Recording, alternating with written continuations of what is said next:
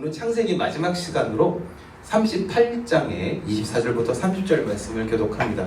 제가 다음 주부터는 출애굽기를 시작하며 모세부터 한번 살펴보기를 원하는데요. 오늘은 창세기 마지막 시간 38장 24절 제가 먼저 읽도록 하겠습니다. 석 달쯤 후에 어떤 사람이 유다에게 일러 말하되 내 며느리 다말이 행음하였고 그 행음함으로 말미암아 임신하였느니라. 유다가 이르되 그를 끌어내어 불사르라. 여인이 끌려나갈 때 사람을 보내어 시아버지에게 이르되 이 물건 임자로 말미암아 임신하였나이다.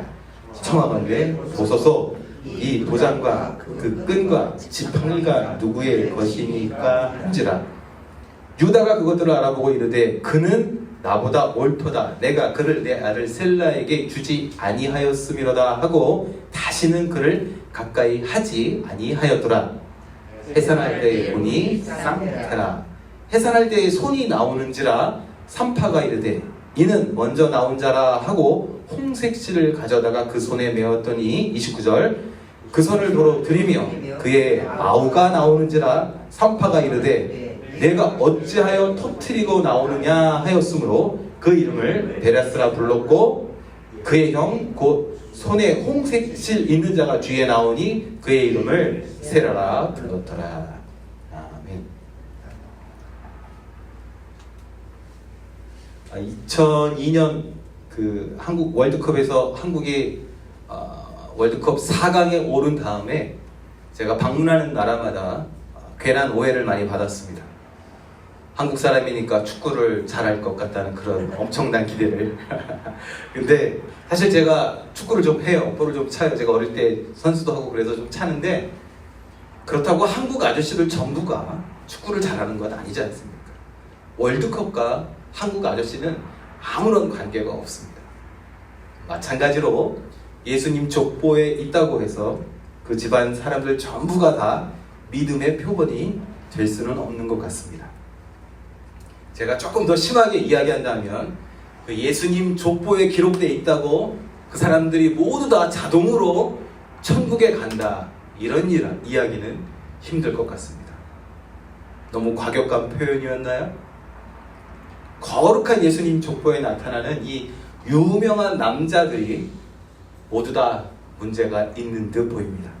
우리가 계속해서 살펴보았듯이 당대의 의인이라는 이 노아 알코올 문제가 있었습니다. 아마 지금 우리 세대에 같이 살았다면 DUI 걸렸을 수도 있는, 또 믿음의 조상인 아브라함도 비겁한 모습을 보이죠. 2번이나 반복해서 살아남으려고 자기 아내를 여동생이라고 거짓말하죠. 온유한 사람이라는 그 칭찬을 듣는 이삭도 영안이 어두워져서 하나님의 약속의 말씀을 고의적으로 거스리고 자기 마음대로 얼핏 보면 비슷해 보이는 쌍둥이의 형 에서를 축복하려 시도하죠. 야곱은 말할 필요도 없죠. 그의 인생이 모두 다 온갖 얄미운 짓거리로 가득하다는 것을 우리가 알 수가 있습니다.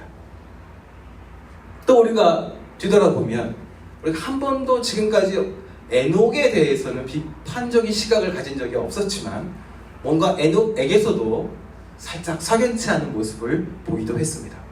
에녹이 365세를 살았다 했고 무려 300년 동안 하나님과 동행했다라는 파지티브한 리포트를 우리가 읽었지만 무드셀라가 태어나기까지 65년 동안 300년 동안 하나님과 동행했던 얘기는 65세까지는 어쩌면 무드셀라가 태어나는 큰 이벤트가 있기 전까지는 어쩌면 동행의 순간이 아니었을 수도 있다는 그런 가능성을 우리에게 던져주기도 하죠. 또 우리가 계속 살펴보았던 이 요셉, 예수님 꼭 빼닮았다고 사람이 보던 안 보던 이 완전 무결해 보이는 영웅. 그러나 이 요셉을 살펴보면서도 완전해 보였던 이 애굽의 총리에게서도 약한 모습이 있었다는 것을 우리가 발견하게 되었습니다. 형들이 갑자기 나타나자 막 울어요. 감정이 무너집니다. 감정이 영향을 받는 거예요. 그의 감정이 어쩔 수 없이 자기 의지와 상관없이 막 부서져 나가는 모습을 우리가 보기도 했습니다. 이렇듯 창세기에 등장했던 그 많은 예수님의 족보에 나오는 그 사람들, 그 영웅들에게서 우리가 실망하기도 하고, 또 어쩌면 이 사람들의, 이 유명한 사람들의 이런 나약한 모습을 보면서 나에게도 어쩌면 희망이 있구나, 그렇게 생각하기도 했었습니다. 우리가 지난주에는 이 마지막 사람인 유다에 대해서 살펴보았죠. 제가 지난주에 38장이 특이한 구조라고 말씀을 드렸습니다. 왜냐하면 37장 끝나는 부분과 39장 시작하는 부분이 딱 연결이 돼요. 그 말은 이 38장이 의도적으로 삽입됐다라는 가능성을 우리가 알게 돼요. 왜 이 38장이 없어도 될 것 같은데, 이거 없어도 창세기 진행이 아무 문제도 없는 것 같은데 왜 이렇게 집어넣었을까? 아마도 그 이유는 육적인 장자의 위치는 요셉이었겠지만, 예수 그리스도와 다윗의 조상이 되는 이 영적인 장자의 위치는 유다라는 것을 이 성경이 말하고 싶었던 것 같습니다. 그런데요, 말하고 싶었다는 그 내용이 아주 이상합니다. 도대체 이런 내용이 유다에게 어떤 도움이 될까? 질문하지 않을 수 없습니다. 사실 이 38장에 나오는 이 내용은 주일 예배 때 제가 여러분들과 자세히 이야기하기가 좀 꺼려지는 그 험한 내용으로 가득하죠. 지금까지 우리가 창세기를 살펴보며 우리가 다가갔던 그 모든 남자들, 그들의 실수에 비하면 이 유다와 그 며느리 다말이 했던 이 행동은요, 비교할 수 없을 정도로 훨씬 더 심각합니다. 아침 드라마, 막장 드라마 같은 거예요.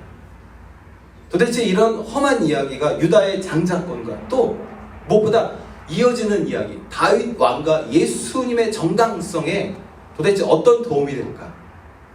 생각해 보지 않을 수 없습니다.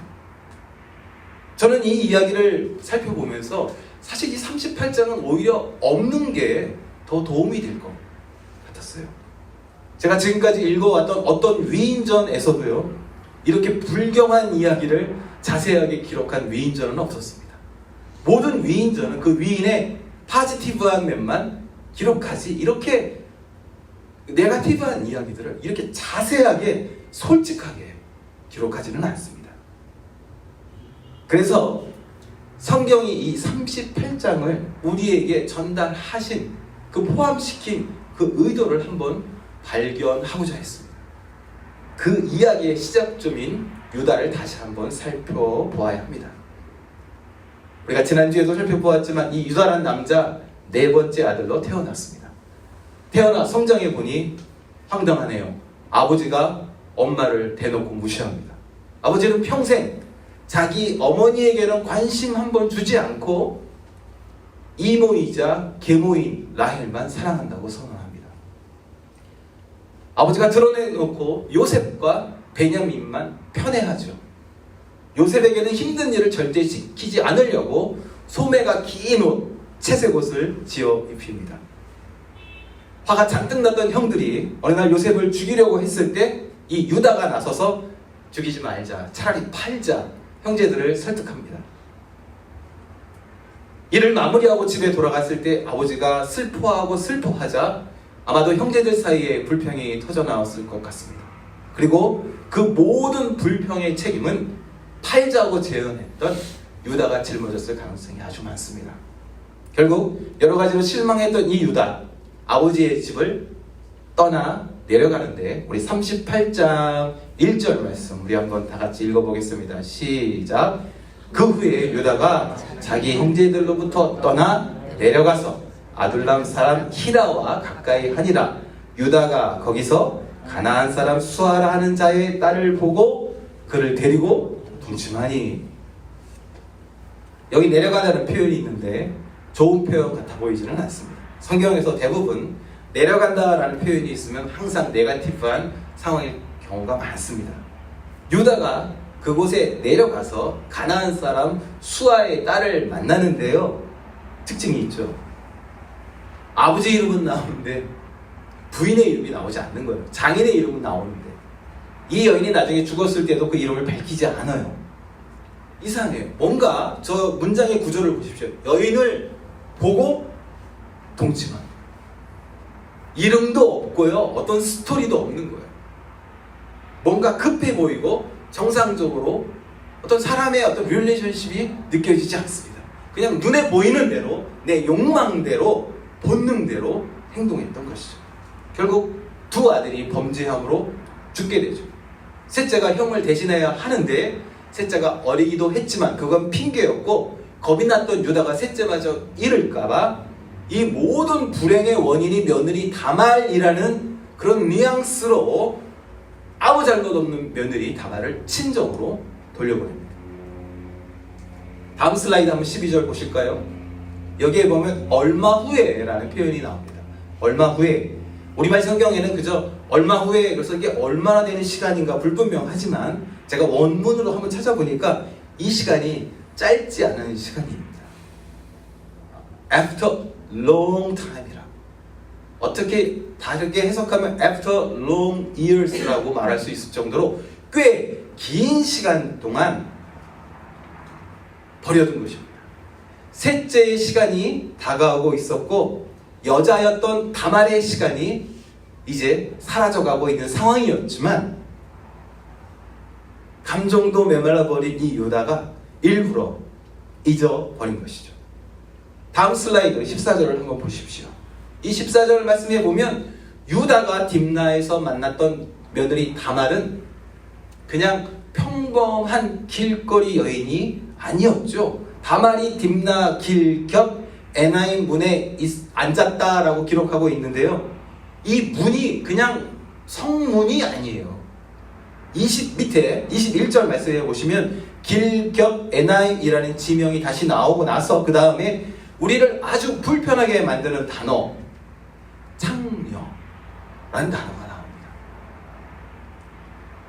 이 단어가 원래 의미는 그저 단순히 몸을 파는 여자라는 의미가 아니라 신전에 소속된 종교적인 창녀를 의미합니다. 성경은 이것을 구분하고 있어요. 신전에 소속된 종교적인 창녀. 농경 사회였던 이 가나안 소사이어티는 바알과 아세라 우상을 섬겼습니다. 이 종교의 예배자는 그 신전에 소속된 창녀와 관계를 해야만 했습니다. 이것이 이 종교가 가진 예배 의식이었어요. 그래야만 그들의 신이 흥분해서 그들에게 풍요의 어떤 자식의 번영을 준다라고 믿었기 때문이었죠. 그런데 유다가 내려가다 여기까지 내려간 거예요.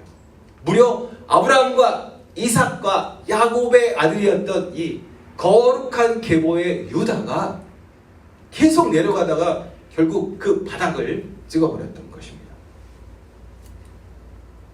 그런데 그 며느리 다말,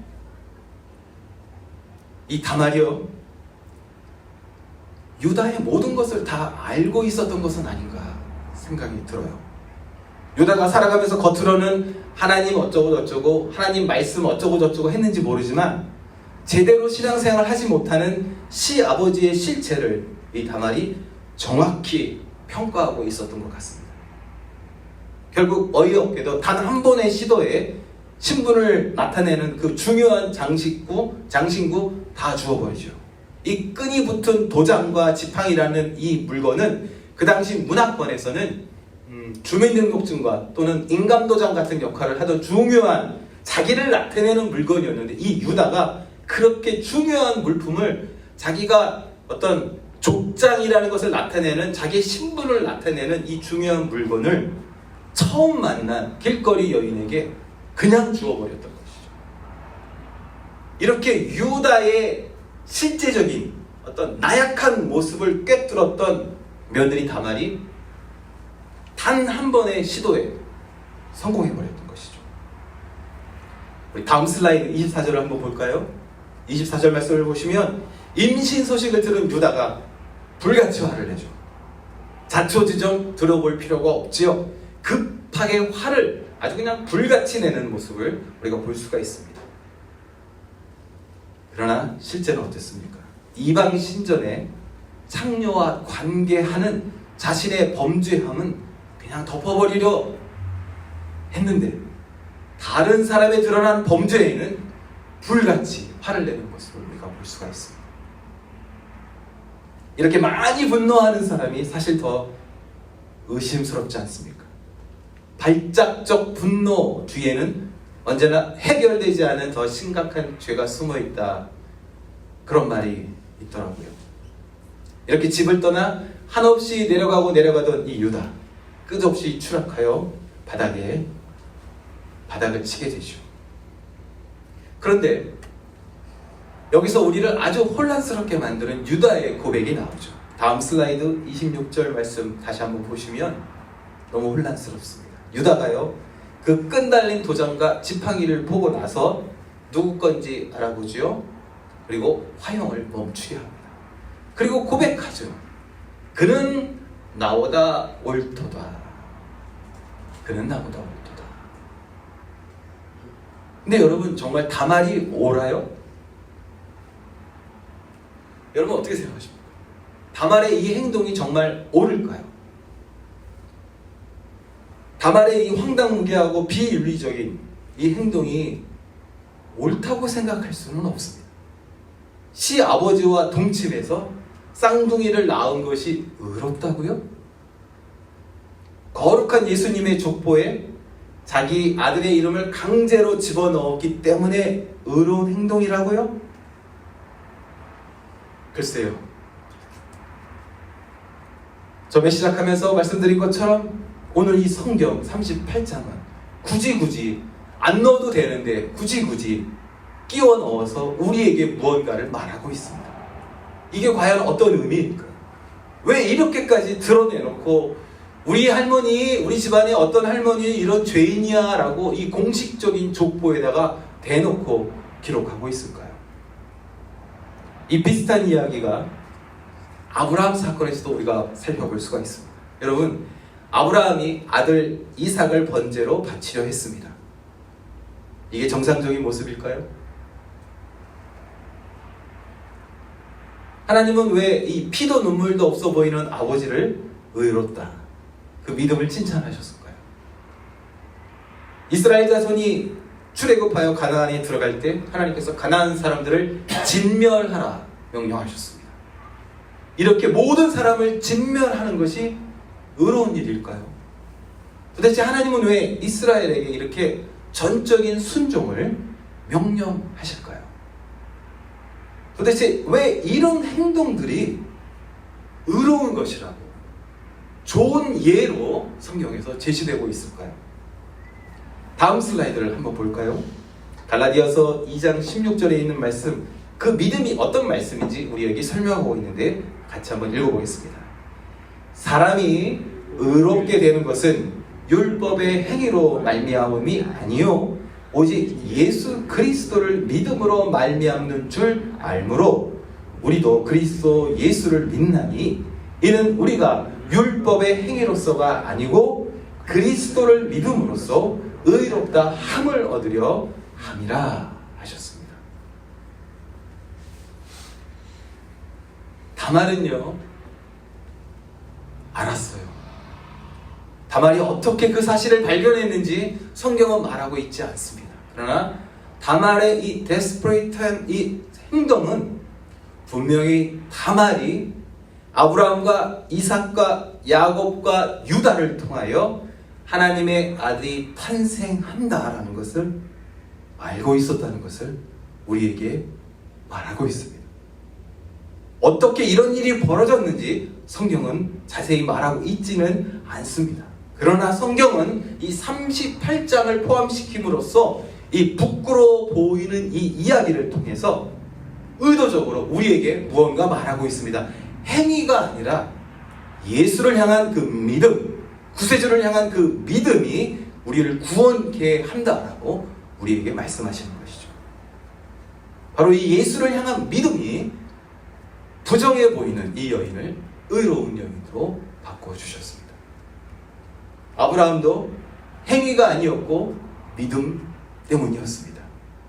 이삭도 행위가 아니라 믿음 때문이었죠. 우리가 살펴보았던 그 모든 등장인물들, 야곱, 요셉, 에녹, 노아도 다 마찬가지였습니다. 오늘 주인공 이 다말 할머니도 행동이 아니었죠. 그들이 가졌던 그 믿음이, 그 예수님을 향한 그 믿음이 그들로 의로운 자라는 그 칭호를 받게 했던 것이죠. 그런데요, 우리를 의롭게 만들어주시는 이 믿음에 대하여 우리가 한번 살펴보아야 합니다. 이 믿음에 필요한 것이 딱 하나 있습니다. 한번 자세히 한번 여러분 들어보십시오. 내가 어떤 존재를 강하게 믿는다고 우리가 결코 의로워지지는 않습니다. 그 대상이 알라신이든 부처님이든 또는 예수라는 중동의 어떤 남자라도 내가 강하게 믿는다고 내가 구원되거나 의로워지지는 않습니다. 우리가 강하게 믿으면 믿을수록 종교적이 될 수는 있지만 사실 우리가 의로워지는 것과는 다른 이야기입니다. 우리를 의롭게 만드는 것은 예수라는 사람, 예수라는 사람에 대한 정보가 아니라 예수님의 피입니다.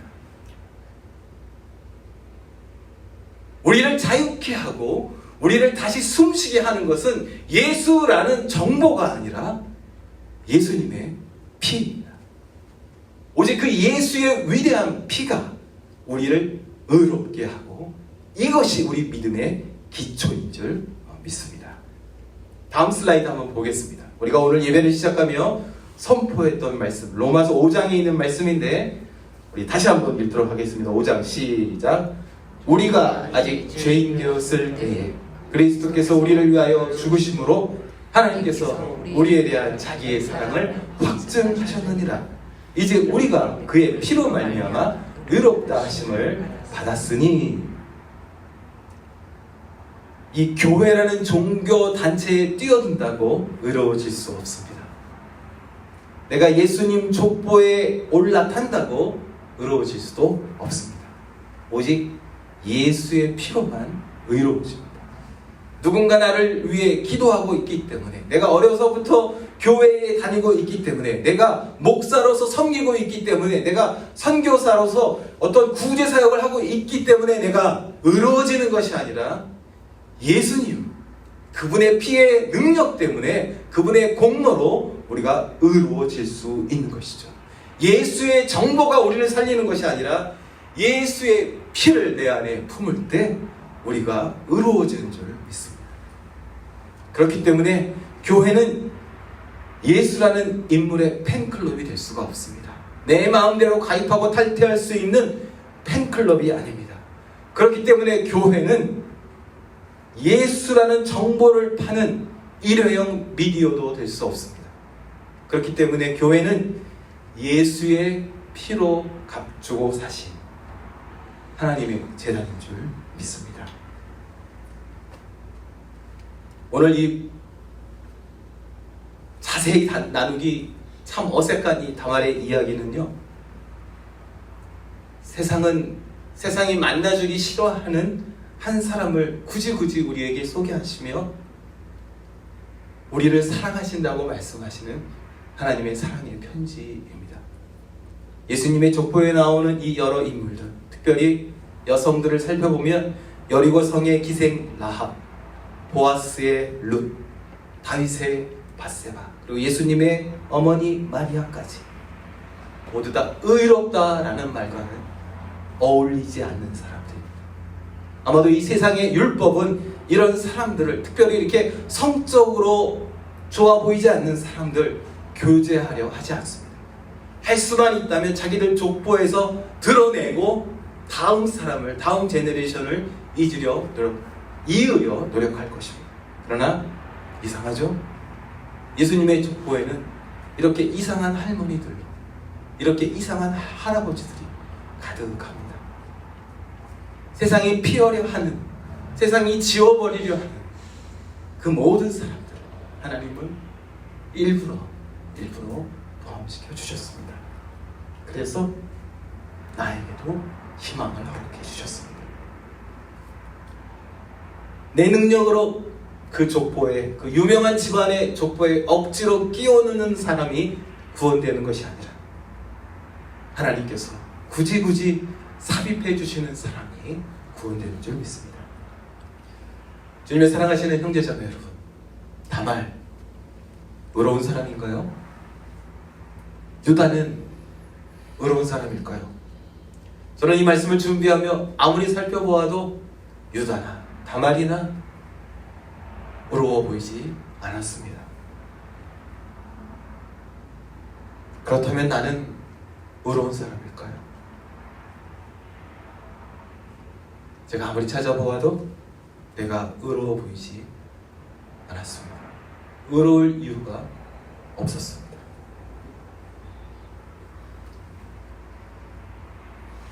그러면 한 가지 결론에 도달하게 됩니다. 내가 의로운 이유는 내가 깨끗해서가 아니고 깨끗한 예수의 피가 나를 씻었기 때문입니다. 내가 의로운 이유는 그 모든 규칙을 내가 다 지켜서가 아니라 규칙 지키는 것을 십자가에 내려놓고 온전히 주님만 바라보았기 때문이죠. 주님의 사랑하시는 형제자매 여러분, 오늘 예수님의 이 보혈의 피가 우리를 자유케 하셨음을 믿음으로 바라보며 마지막 날까지 충만하시기를 예수님의 이름으로 축복합니다. 아멘. 우리 잠시 머리를 숙이고 하나님 마음 조금 더 들어볼게요.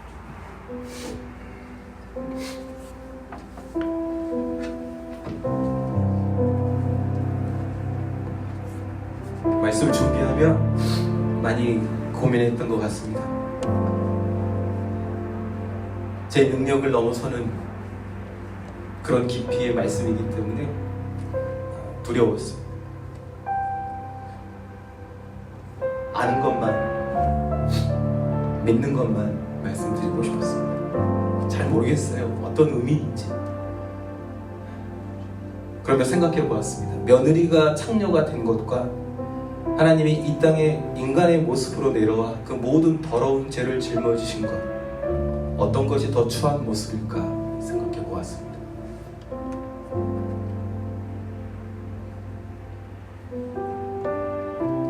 예수님이 나를 위하여 스스로 창녀가 된 다말보다 더 비참해지셨고, 다말이 자기의 생명을 다해 마지막 시도를 성공했던 것처럼 예수님께서도 우리를 위해 자신의 살과 피를 아낌없이 베풀어 주셨습니다. 그렇기 때문에 내가 이제 더 이상 의로워질 필요가 없게 되었죠.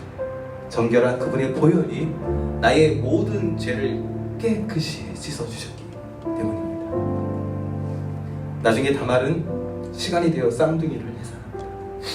형이었던 세라가 먼저 나오는 듯 했는데, 그래서 손목에 붉은 그 끈을 묶어줬는데 그 손이 다시 들어가고 예상치 못하게 둘째 베레스가 터뜨리고 나옵니다. 이 세상은 순서에 따라서 형이 장자가 되지만 하나님 세계에서는, 하나님 나라에서는 터치고 나오는 동생들이 장자가 되네요. 하나님 나라에서는 이스마엘이 아니라, 에서가 아니라, 르우벤도 아니고 요셉도 아니고 오직 하나님께 다시 돌아온 유다가 장자입니다. 하나님은 자격 있는 자가 아니라 자격 없는 자를 그 책에 기록해 주셨습니다. 하나님은 이 땅의 모든 유다를, 이 땅의 모든 다말들을 다 깨끗이 씻어 주십니다. 창세기에 등장하는 그 모든 사람들이 완벽해서 족보에 올라간 것이 아니었습니다. 오직 예수님 앞에 그 예수님을 희망하며 예수님의 보혈의 피의 능력을 선포하던 그 영혼들에게 하나님께서 그 공간을 허락해 주셨습니다. 그러므로 우리도 용납되고 용서받고 정결해질 수 있습니다. 이 모든 것이 하나님의 은혜인 줄 믿습니다.